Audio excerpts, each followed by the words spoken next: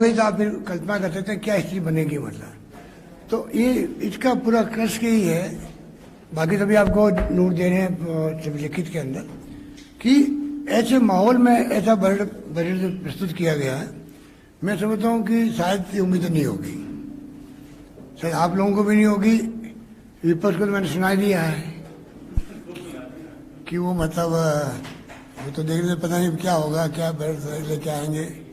मैं समझता हूँ जो कोशिश की गई अच्छा वित्तीय प्रबंधन से ये स्थिति इसलिए बनी कि अच्छा वित्तीय प्रबंधन का परिणाम है कि ऐसी स्थितियों के बावजूद भी ऐसा बजट आया जो कि जन कल्याणकारी बजट है।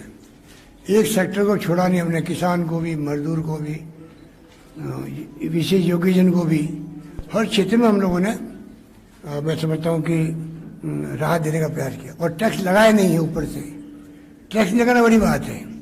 अरे 2% हमने कम किया पेट्रोल डीजल का, आज कम किया, कल बढ़ गया केंद्र का। तुम्हारा कम किया गया तो पता नहीं पड़ा लोगों को। हमने जो कम किया था उसका एक पब्लिक और डिस्कशन भी होता है। भाई 2% 1,000 करोड़ रुपये कम हुए हमारे। 1,000 करोड़ का राजस्व से कम होना ऐसे वक्त में हम जानते हो कि क्या स्थिति रही होगी। फिर भी हमने कहा कि एक पब्लिक में एक भावना है, भाई बहुत ज़्यादा प्राइस बढ़े हुए हैं।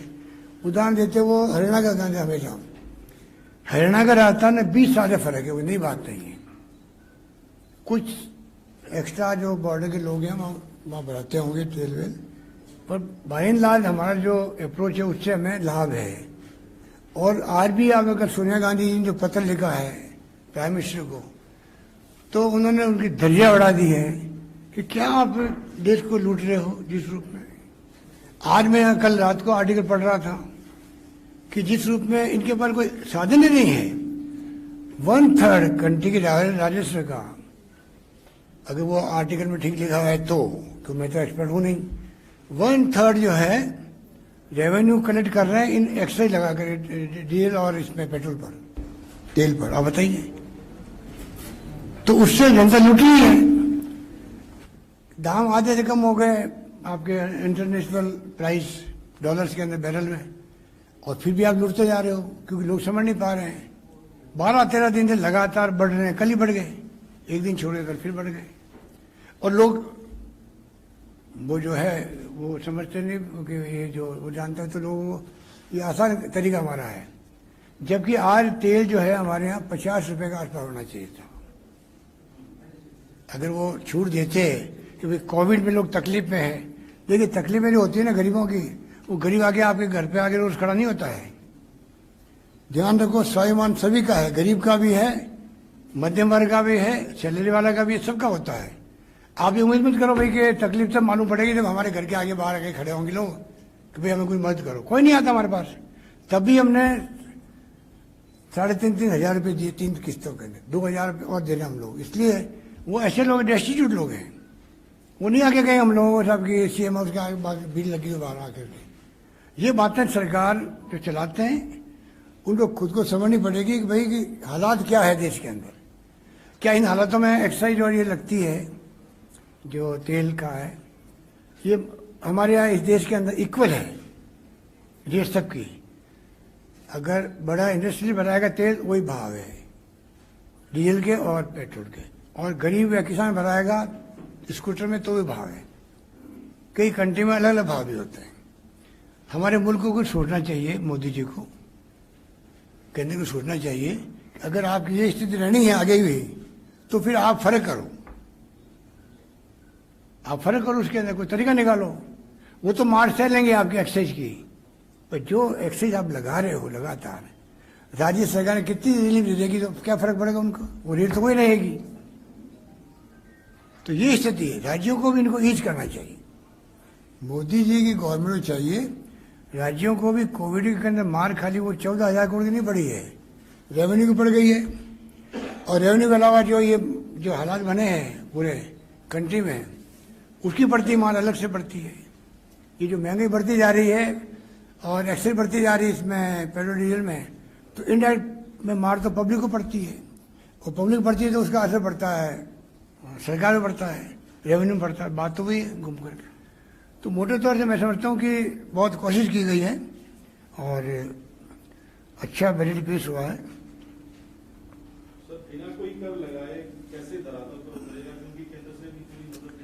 धरातल में हमने जो एस्टिमेट पेश किया तो कोई ऐसे थोड़ी किया है।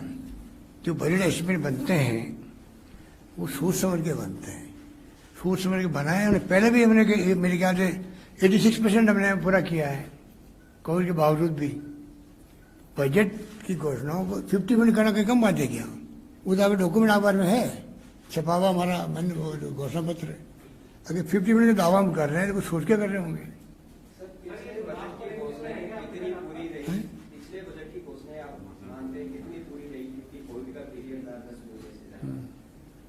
जादू से, मैजिक से करते हैं। बोला यार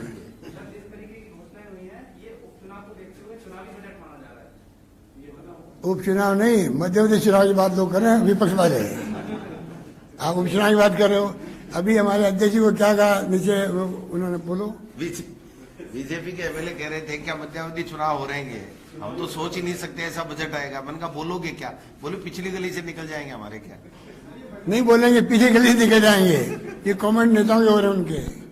तो पीछे की गली से निकालने वाली स्थिति पैदा हो गई उनकी, तो आप सोच सकते हो ना। मध्यावधि चुनाव होंगे, 5 साल सरकार चलेगी, बल्कि अगली बार सरकार वापस कांग्रेस ही बनाएगी।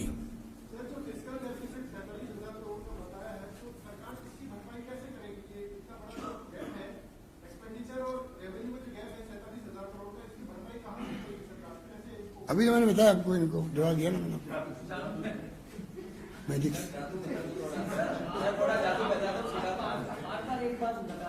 अभी मैंने जो जुड़वाया है, ये जो वो है ना क्या, वो भाट और क्या कहते हैं, गाड़े लोहार भाट आर जो जुड़वा ना, तो मैंने इनको कहा भैया एक मदारी भी जोड़ दो।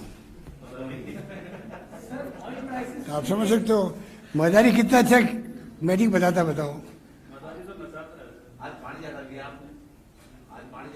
क्या पानी तो, पर मैंने कहा पानी पी पी के मैं प्यार कर रहा हूँ, कोस नहीं रहा हूँ उनको।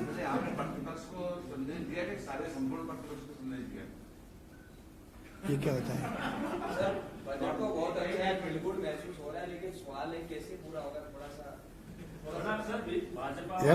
वित्तीय प्रबंधन करके भाई लीकेज नहीं हो, रेवेन्यू पूरी आए आपके।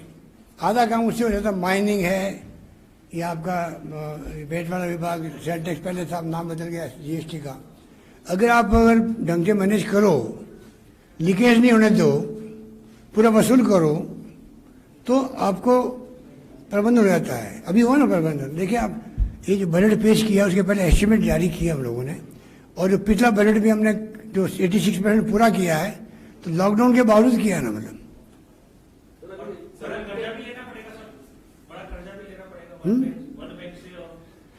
वो तो जो भारत सरकार ने पहले 3% था, अब छूट दिए 4% की। वो सब राज्यों के लिए है, वो तो लेना ही पड़ेगा। वो तो कर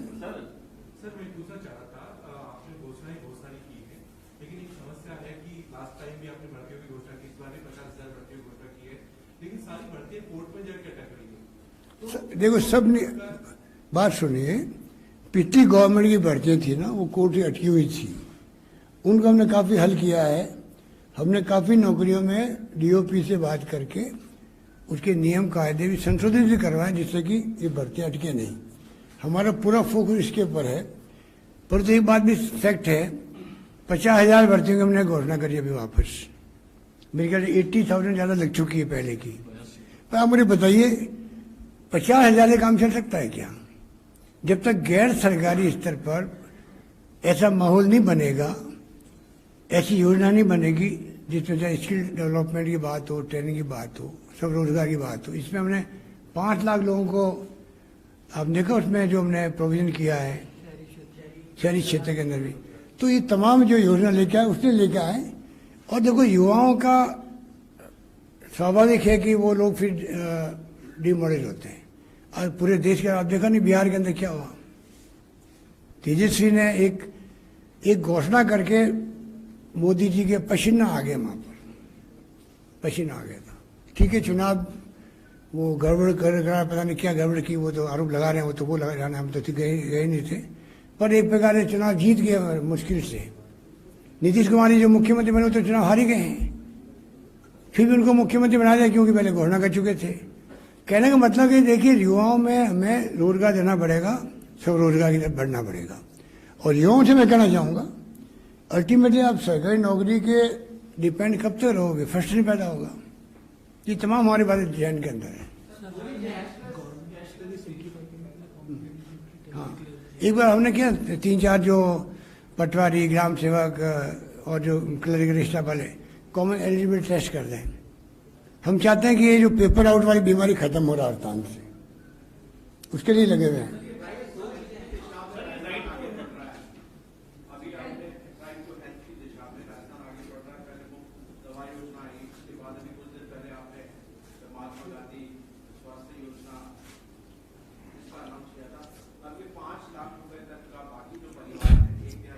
आप इसको सुनिए, ये पहला क्वेश्चन आपको यही होना चाहिए था कि जिस राज्य में यूनिवर्सल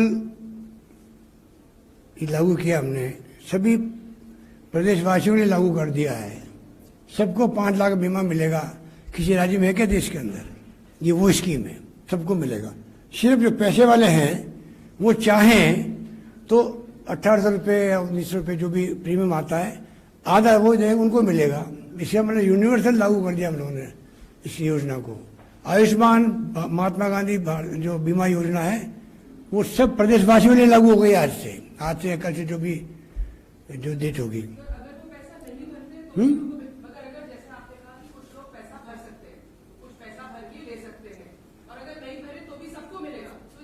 सबको मिलेगा। उसमें आपका खाली बच्चों मैंने लिखा उसके अंदर कि जो जो जो पैसा जो भरने वाले इनकम टैक्स वाले मान लो, जो कवर कहीं नहीं हो रहे, ना NFSA में हो रहे हैं ना SE इस चीज़ में हो रहे हैं। उसके अलावा हमने संविदा कर्मियों को, मार्जिनल किसानों को, लघु सीमांत, उनको सबको किया, उनको छोड़ दो। बाकी जो बच गए हैं वो 850 में भर ही सकते हैं कोई आदमी। 850 भर के आप प्रीमियम 5 लाख का अगर आप लाभ उठाते हो प्राइवेट हॉस्पिटल में या गवर्नमेंट, इससे बड़ी स्कीम क्या होगी? नंबर 1 स्कीम आज अगर मेरे को पूछे तो मैं कहूँगा कि आज के बजट में सबसे प्यारी स्कीम मेरी है, वो है यूनिवर्सल हेल्थ इंश्योरेंस गारंटी।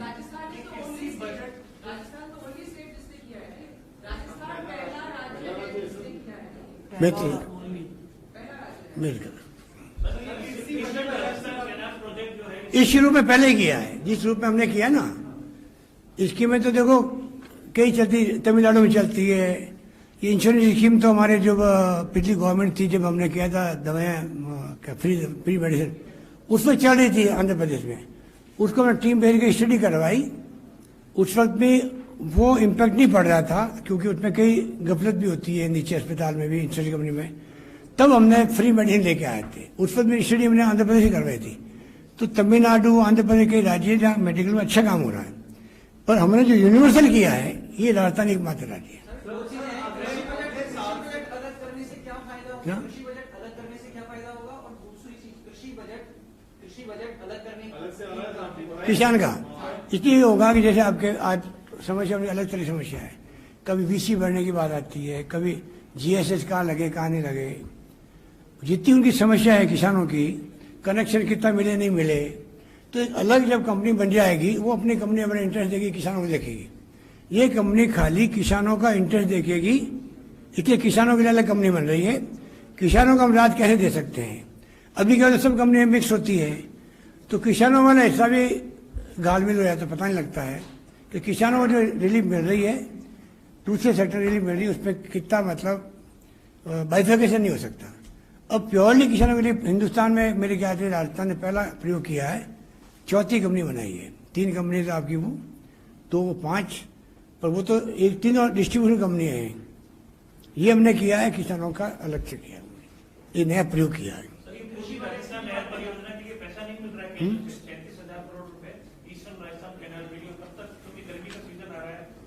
देखिए मैंने अभी कहा क्या विपक्ष को, रिफाइनरी की रक्त में यूपी गवर्नमेंट थी, तब भी हमने पूरा पैसा बनाए रखा उसके ऊपर। डेमोक्रेसी चाहिए, पूरे देश के अंदर, पूरे राजस्थान में, सब जिलों में, सब गांव में कोई मांग करेंगे हमसे, केंद्र में सब राज्यों से मांग करेंगे, सब स्कीमों के अंदर।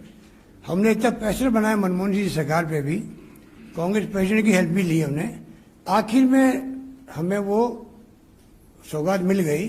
रिफाइनरी आना बहुत बड़ा निर्णय था, जो मुरली देवड़ा जी पहले मना कर रहे थे जब आए थे, जयपुर आए तब। आप मेरे कई लोग होंगे यहाँ, ये प्रोग्राम हुआ था एक ऑयल कंपनी का, तब वो एग्री नहीं कर रहे थे। आखिर में एग्री उनको ही करना पड़ा, और क्योंकि हमारी जो सोच थी कि ये तेल हमारा निकल रहा है, यहाँ पर 20% तेल निकला देश का राजस्थान के अंदर। आखिर में कामयाब 40,000 योजना बनी हुई, शानदार वहाँ काम चल रहा है। आप अगर जाना चाहते तो मैं आपके लिए मिनी बस का इंतजाम करूँगा। मिनी बस, बड़ी बस तो एक ही बात है, मतलब क्या कहते हैं, डिलक्स बस। डिलक्स से ऊपर क्या आ गई,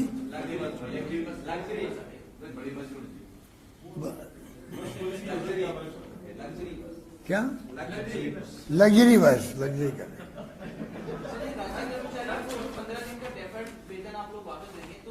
क्या इसका दे रहे हैं वापस? यार बार बार क्यों कह रहे हो, मैजिक है भैया, समझा करो बात। बार बार कर रहे हो तुम।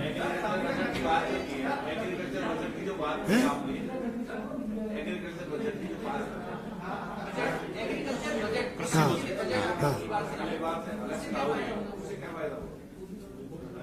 सर्च एरिया बनाना है, सर्च एरिया बनाना है।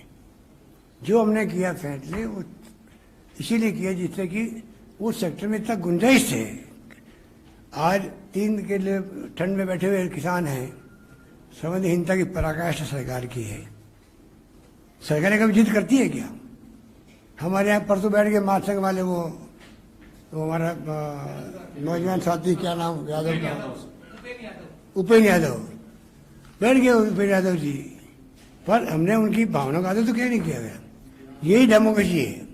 डेमोक्रेसी ये नहीं कि आप असहमति व्यक्त करो, आलोचना अगर सरकार की, तो आप राष्ट्रद्रोही हो, देशद्रोही हो। जो आप पत्रकार बंधु जेल में जा रहे हैं, क्या बीतती होगी उनके ऊपर, लड़का लड़की पर? नौजवान लोगों को आप जेल में बंद कर रहे हो।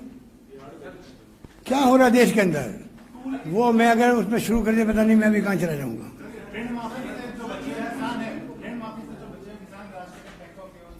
क्या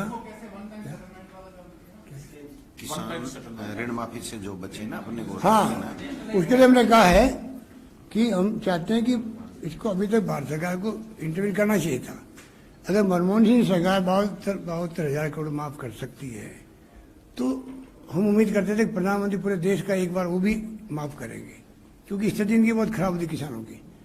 हमें भी जवाब नहीं दिया उन्होंने, छोड़िए माफ करना तो, पर कम से कम मैं तो अभी प्रधानमंत्री जी को उस दिन कहने वाला था नीति आयोग की बैठक में, तो वो टाइम बहुत कम था। मैं कहने वाला था अभी आर्थिक परंपरा रही है 40 साल से, मैं देख रहा हूँ पार्लियामेंट में, कि कोई लेटर एमएलए लिख देता है राज्य का, तब भी केंद्रीय मंत्री या प्राइम मिनिस्टर उसको जवाब देते पहले 3 लाइन का 7 दिन में। आपका पत्र इस कारण मिला, मैं दिखवा रहा हूँ, I am looking into it, I will revert back. वो बोलते हैं, लिखते हैं, और महीना भर लगता है, 20 दिन लगते हैं, 1.5 महीना लग सकता है, पूरा जाएगा, 1 पेज पूरा लिखा जाएगा कि भाई आपका ये था, पर इस पर आपको प्रसन्नता होगी, ये काम होगा इस पर, या आपको मैं नहीं कर पा रहा हूँ क्योंकि इसमें दिक्कत आ रही है, जवाब जाता है। आज लेटर लिखते हैं यहाँ से चीफ मिनिस्टर, प्राइम मिनिस्टर को, क्या मतलब उनको, मतलब वो जवाब एक्नॉलेजमेंट आया तो अलग बात है, पर जो जवाब प्रॉपर आना चाहिए, बताना चाहिए ना। आज हमने कहा, उनको याद दिलाया वादा उनको, मैंने कहा उसी मीटिंग में, आपको वादा हम याद दिला रहे हैं, आपको वादा अपना पूरा करना है। इसके कई मायने होते हैं इसके, कहने का मतलब कि ये स्थिति ठीक नहीं है।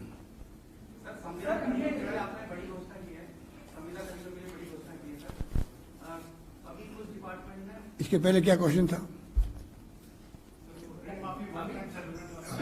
नहीं, मैं समझ गया तो मैं पहले वाला क्वेश्चन पूछा, क्या क्वेश्चन? वन टाइम सेटलमेंट पूछ रहे थे, तो आपने ये बताया था कि गवर्नमेंट ऑफ इंडिया ने अभी हमारे जवाब नहीं दिया, हम वन टाइम सेटलमेंट कैसे कराएंगे? हाँ, वो मैं पहले उसका वापस जवाब देता हूँ, 1 मिनट में। उसमें हमने ये तय किया है कि बैंकों के जो इनके बोर्ड होते हैं, उनके हम संपर्क में हैं। हम चाहते हैं कि जो वन टाइम सेटलमेंट आप इंडस्ट्री का भी करते हो, 90% छोड़ते हो उनका पैसा, अगर 10 करोड़ भी है उनका, 20 करोड़ 25 करोड़ भी है, तो 90% का सेटलमेंट कर ले तो आप लोग। उनकी जो सेटलमेंट स्कीमें हैं, तो क्या आप किसान के लिए नहीं कर सकते क्या? तो हम उनसे बातचीत कर रहे हैं, हम चाहेंगे कि तो भी हम उनका पैसा चुकाना चाहते हैं हम लोग, इसलिए बोले। अब बताओ आप।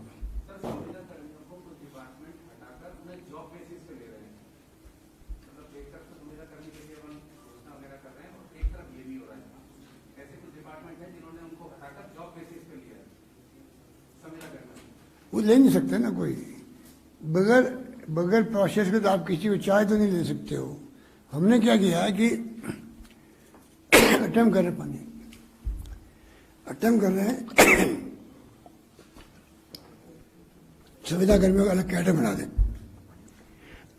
डिपार्टमेंट वाइज कैडर बन जाएगा। तो जब कोई नौकरी निकलेगी वहां पर, तो उनको उनका प्रोसेस में प्रायोरिटी मिल जाएगी, उसको दिखवा रहे हैं। ठीक है, थैंक यू।